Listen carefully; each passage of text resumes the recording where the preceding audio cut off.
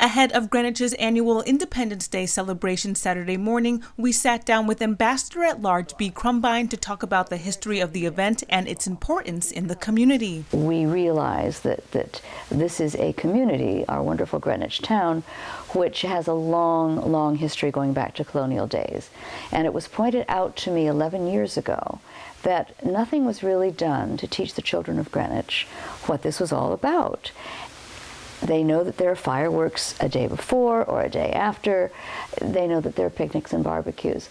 But the real import of this very old community in which they live was not out there at all.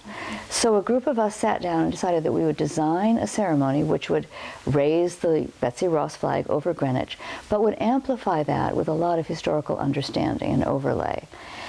And the response was really significant. And we have this amazing gift that the descendants of many of our original founding families and those who were among the first landowners, the first farmers, are still around.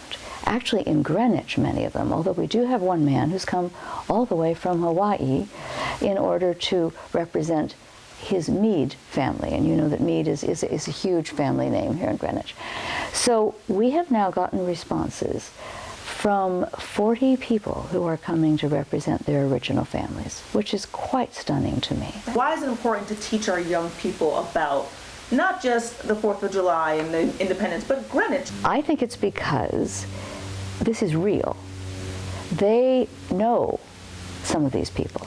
They know the street names, they know the neighborhood names, and so they say, wow, now I see why it's called Lockwood Avenue, because there was a Lockwood on that list of patriots who gave their lives in the Revolutionary War. And I bet there were Lockwoods sitting in the chairs in that one section on the 4th of July. And it really is a very powerful thing. It becomes tangible.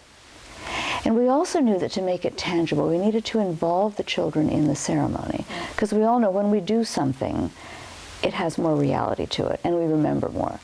So what we did was design a ceremony that is, in essence, run by the children who raise the Betsy Ross flag with great pomp, who end up carrying the colonial flags of the original 13 colonies in, and who then read pieces of the Declaration of Independence.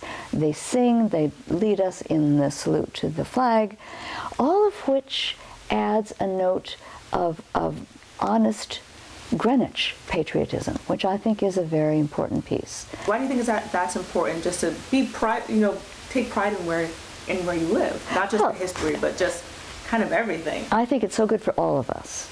I really do. And there are wonderful cathartic moments when you think back to this history, when new homes are discovered which are not new at all, but go back very, very far in Greenwich's community.